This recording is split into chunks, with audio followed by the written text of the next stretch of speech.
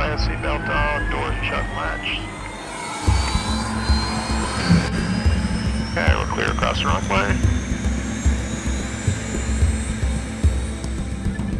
We are coming off the Gulf of Mexico right now, moving into the mouth of the Rio Grande River, starting a 2,000-mile expedition or journey along the U.S.-Mexico border through Texas, then on to New Mexico, Arizona, coming out at San Diego, California. Our mission is to survey and inspect the border fencing and the border security systems all along the way. What all would be involved with trying to build what President Trump has called a big, beautiful wall.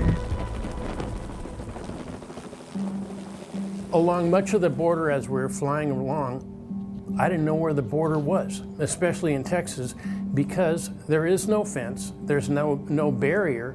The only thing we had to guide us, basically, was inside the helicopter. We had a software system hooked up to our video camera, so I could look at the video screen and it showed a red line delineating where the border is based on GPS markings.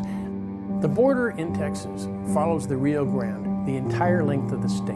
It's over 1,200 miles. It's more than half of the entire U.S.-Mexico border. My assignment was to drive the whole extent of the U.S.-Mexico border. We started in the Gulf of Mexico. From there, we just headed west. There's some places where you can just walk right up to the river, and there's places where you don't even know where the international border is. As you fly up this river and you look out over it, the sheer length of it just seems overwhelming. Right now we've got a whole flock of birds taking off on the ground. Looks like vultures. So we are descending now onto what almost certainly is the first sign of a border fence. There's 650 miles or so of fencing, the whole 2,000-mile border. 300 miles are vehicle barrier. They're not designed to stop human traffic. But what you have is a border that's 2,000 miles long with roughly 350 miles of pedestrian fencing. The rest of it's open, more or less. There's a distinction that's kind of getting lost in the political debate about this whole thing, and that is people are now referring to the fence that exists as a wall, and it's not a wall.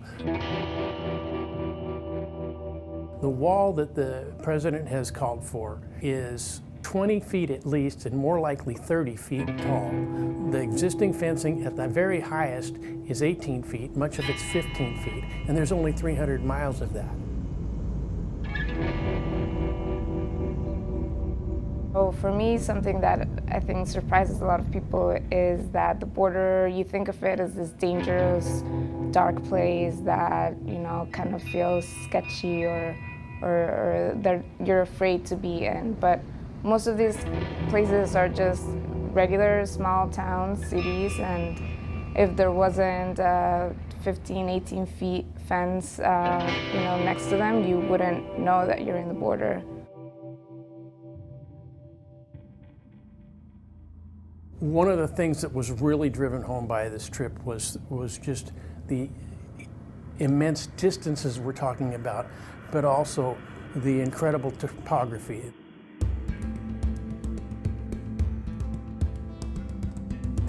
The landscape challenges that exist to building any kind of barrier along much of the border.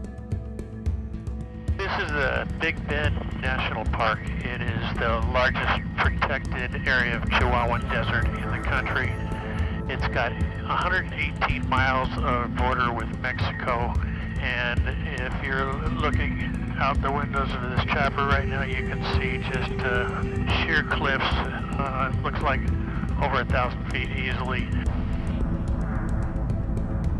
Some have suggested the border wall might be built in a place like this. it seems unrealistic because of the topography and the sheer distances. You're looking for scores of miles without seeing anything really.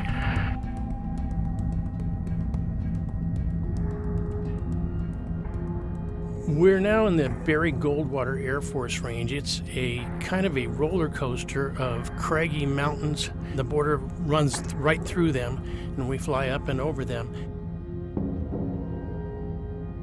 It's a really parched and desolate desert with fierce heat, little shade, no water.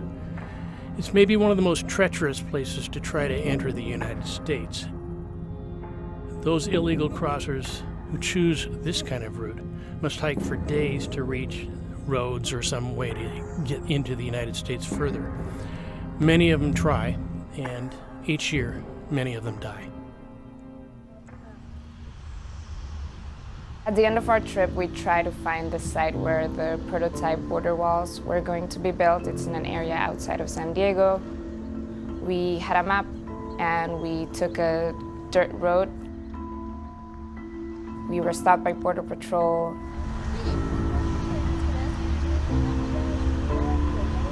We told them what we were doing. They said we couldn't be there because it's private property, so we had to turn away.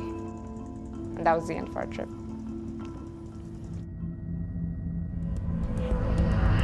This is the end of the line. We've been going for 10 days, 1,989 miles or so, 4 states, dozens and dozens of towns. We've covered 653 miles of existing fence. We've seen so far 0 suspected illegal immigrants or smugglers crossing the border, and we've seen 0 people being apprehended by the Border Patrol during this trip.